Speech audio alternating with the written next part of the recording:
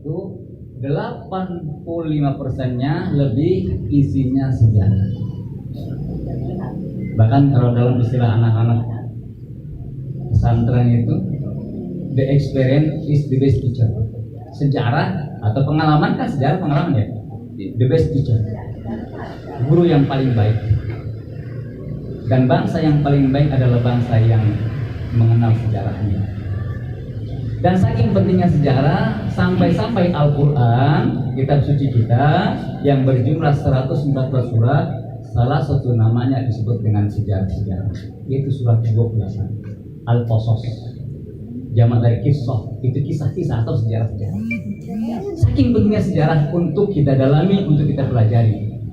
Yang baik kita ambil bagian yang baiknya, sampai sejarah orang pertama yang Allah ciptakan, Nabi Adam alaihissalam, sampai Nabi terakhir Nabi kita Muhammad SAW, dirangkum, ditulis semua dalam Al-Quran untuk menjadi inspirasi bagi kita kebaikan-kebaikannya.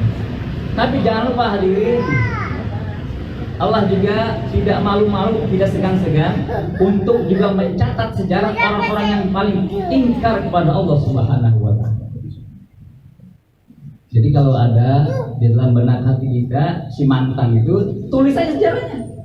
Jangan malu, karena Allah pun tidak segan-segan untuk menuliskan orang yang paling dibenci, Fir'aun yang menganggap diri jadi Tuhan, ditulis sejarah.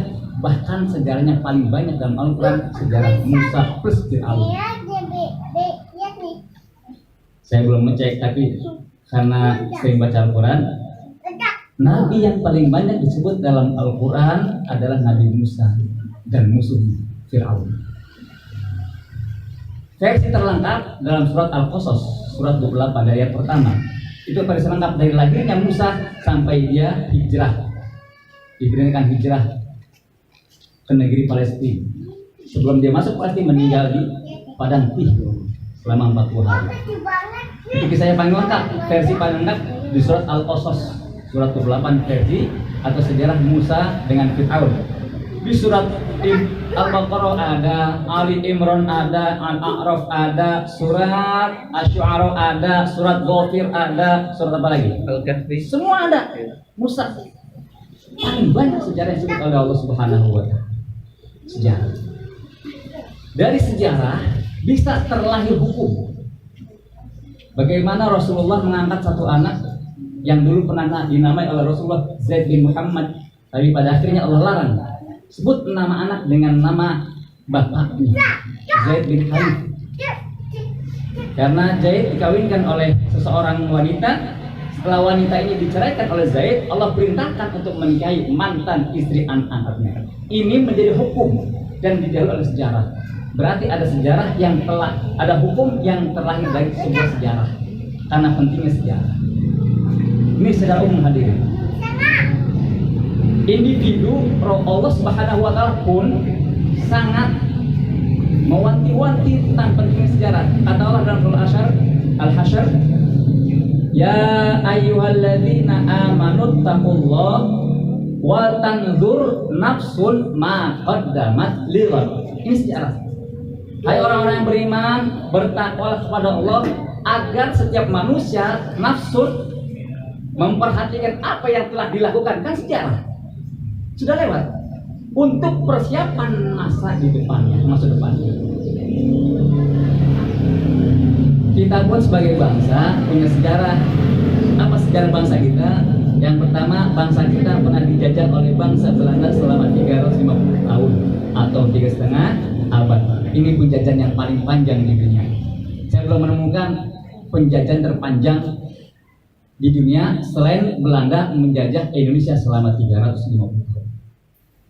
Saya belum baca kitabnya lagi, banyak kitab. Karena dulu waktu zaman saya SD ada pelajaran PSBB. Kalau sekarang PSBB. Kalau dulu zaman saya SD PSBB, pelajar pendidikan sejarah perjuangan. Cuma beda sekarang PSBB. Ini anak-anak kecil ya, anak-anak SD SMA sekarang nggak ngerti. Dulu ada pelajaran PSBB, pendidikan sejarah perjuangan bangsa, yang di dalam menceritakan sejarah bangsa yang pernah dijajah oleh bangsa Belanda 350 tahun. Yang kedua, yang juga paling tenar, bangsa Indonesia pernah dijajah oleh Jepang selama 3,5 tahun. Kalau dijajah oleh Belanda 350 tahun, hampir 7 keturunan. Satu keturunan 50 tahun, berarti 7 keturunan. Sudah beranak pinak orang Belanda di Indonesia. Plus, mungkin ada orang Indonesia yang diangkut ke Belanda untuk dijadikan istri dan keluarga. Makanya ada Suriname itu di Belanda, salah satu kampung yang isinya banyak orang-orang Belanda. Memang dulu dijadikan budak, dibawa ke Belanda. Orang Jawa. Orang Jawa ya. Hadirin, orang Belanda eksternal, bukan orang Indonesia. Orang Jepang eksternal, bukan orang Indonesia. Dia datang ke Indonesia untuk mengambil harta, sumber daya alam, kekayaan bangsa Indonesia. Tapi jangan lupa, kita juga punya sejarah kelam yang dilakukan oleh pengkhianat orang-orang. 48 pemberontakan Musso, PKI, dan 1965 pemberontakan Untung di Jakarta. Yang ini dilakukan oleh orang-orang Indonesia. Musuh internal, musuh dalam sendiri. Hadirin, tahun 65 sampai tahun 48 sampai tahun 65 itu jaraknya cuma sekitar 25 tahun. Ketika pemberontakan Musso gagal, cooling down lagi, didukung oleh Presiden Soekarno, ternyata dia menjalin kekuatan lagi, merekrut kekuatan lagi untuk kedua kalinya melakukan pemberontakan terhadap NKRI pada 1965, tepatnya 30 September 1965. Cuma jaraknya 25 tahun dari 1948. Berani menunjukkan giginya dengan membunuh, menculik berbagai macam jenderal angkatan darat. 1965 sampai 2000 berapa tahun? 55 tahun, tepat 50 tahun. Dia sudah menunjukkan giginya untuk merongrong Pancasila menjadi ideologi komunis. Lalu, kalau itu kan urusan negara, bukan urusan kita. Ada jamaah yang tanya kepada saya, bagaimana langkah kita? Gampang. Yang pertama, Al-Quran ada inspirasi bagi kita. Bahkan inspirasi sejarah. Ceritakan ini kepada anak-anak kita sendiri.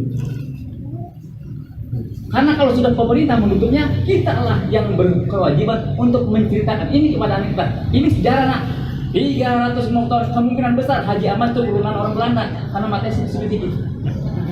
Coba lihat siapa yang sedikit-sedikitnya. Nah, itu agak sedikit-sedikit. Hadirin, kemungkinan kita bagian dari titisan orang Belanda. Kenapa? 350 tahun. Ya kan? Bayangkan 35 tahun ya. Hadirin. Ya. Kalau anak kita sekarang sudah dihilangkan pengetahuannya untuk sejarah, kita yang bertugas. Dan mudah-mudahan gelombang ini lebih cepat selesai. Yang kedua, ya, kita bertanggung jawab. Karena saya yakin di sini sudah tidak ada file-file buku lagi SD. Saya kemantau punya. Bang Muti ada nggak?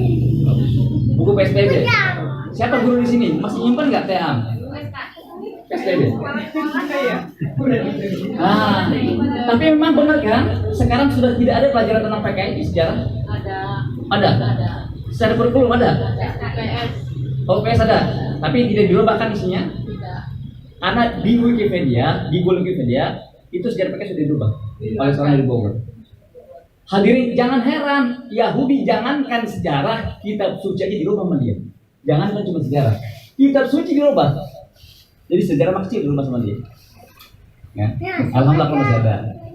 Tinggal kita luruskan, jangan sampai PKI adalah korban Orde Baru. Sekarang kan begitu, Pak. Dibilang PKI korban Orde Baru. PKI adalah internal penculikan para jenderal internal angkatan darat, katanya seperti itu. Hati-hati, licik mereka melakukan ini. Satu, kita ceritakan ke sejarah. Belanda 350 tahun, Jepang 3,5 tahun. PKI sejarahnya banyak, bahkan anak-anak Gontor.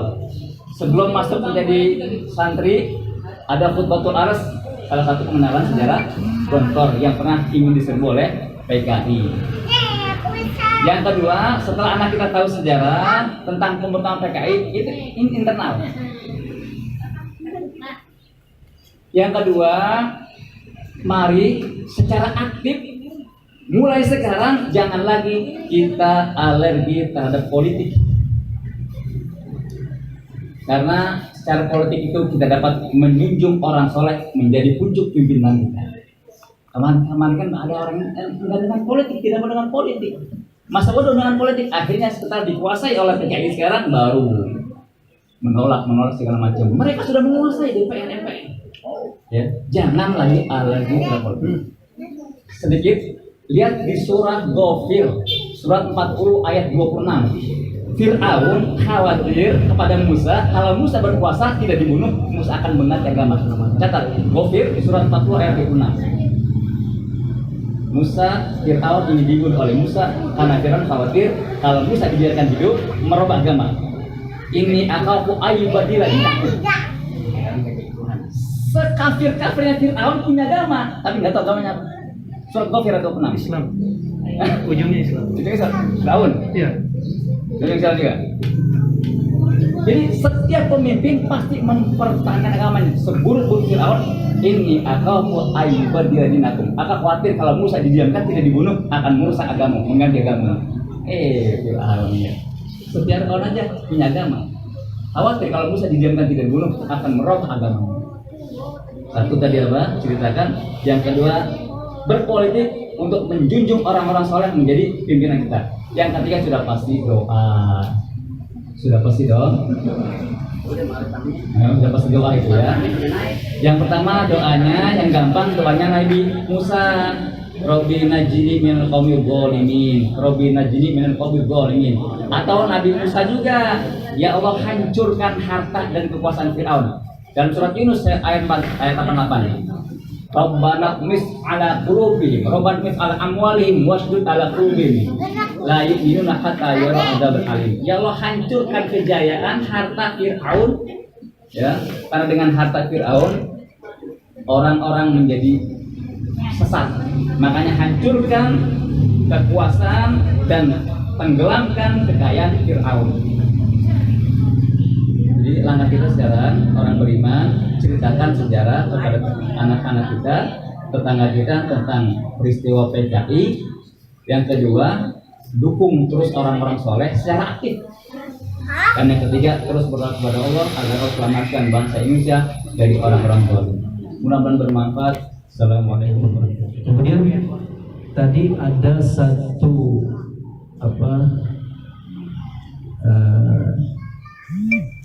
cerita hikayah dari Ustaz Wahidin, Masya Allah, ternyata paling banyak kisah yang dikisahkan dari setiap ayat atau tiap surat, di surat lain ada, yaitu ternyata Fir'aun yang paling lengkap ya. Memang Fir'aun subhanallah ya, sampai terakhir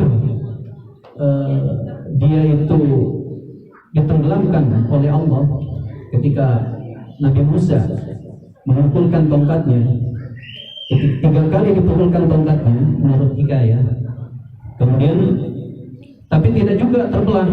Akhirnya Jibril turun, malaikat Jibril turun menghantarkan doa, baca ini wahai Musa alaihissalam gitu. Jadi ada doanya juga ya. Ada doanya. Kemudian setelah dibaca doanya baru terbelahlah itu. Terbelahlah laut. Sampai dia di penghujung tepi pantai di seberang Laut Merah, baru ditenggelamkan si Fir'aun dan pasukannya.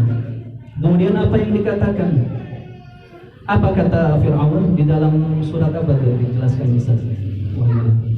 Lama adraka Fir'aun. Jadi Jibril menceritakan kepada surat Yunus.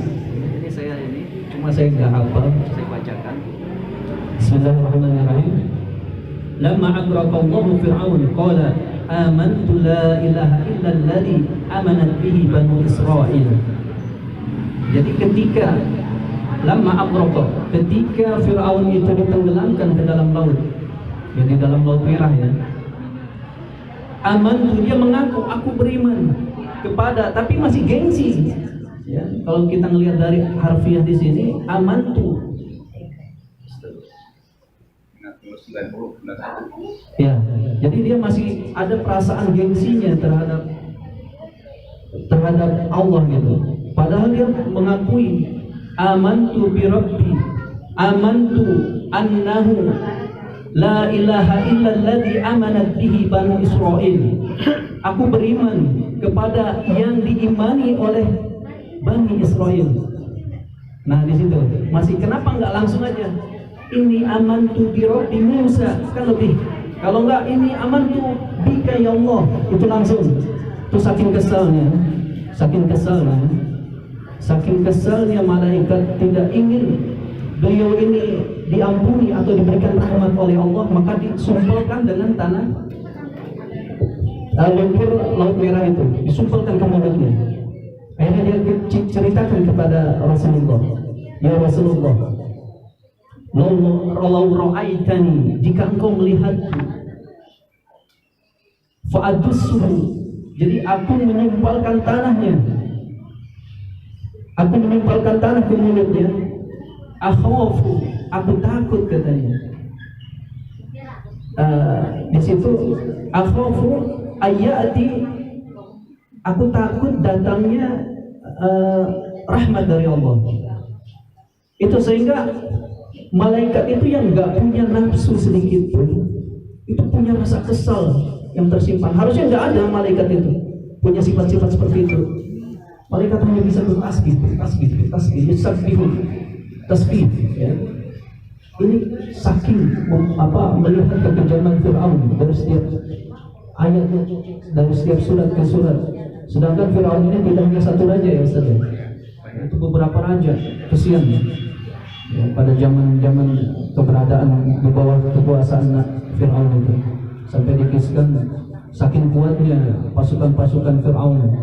Wa Fir'auna Zil Autad. Nah, itu saking kuatnya itu pasukan-pasukan Fir'aun. Dan semua orang-orang yang jahat-jahat itu disebut di dalam surat Al-Fajr itu. Wa Fir'auna Zil Autad wa Thamud alladziina jabu sakhra bil wad. Wa Fir'auna Zil Autad alladziina taghaw fil bilad, yang berlebihan. Jadi melampaui batas, akhirnya Allah tenggelamkan. Nah, di situ saking mahalnya hidayah, berarti hidayah ini mahal. Rahmat Allah yang lebih mahal ternyata. Ketika hidayah datang, dia mengakui keimanan dia terhadap Allah, berarti dia Islam. Wa ana minal muslimin, dia bilang kan gitu di surat Yunus, wa ana minal muslimin, berarti dia Islam terakhir itu. Tapi apa disumpel buru-buru sama malaikat Jibril dengan tanah atau lumpur yang ada di dasar laut ini. Fa'adussuhu, maka aku sumpalkan katanya. Ya. Nah itu saja, mudah-mudahan bermanfaat yang bisa saya sampaikan supaya jelas adanya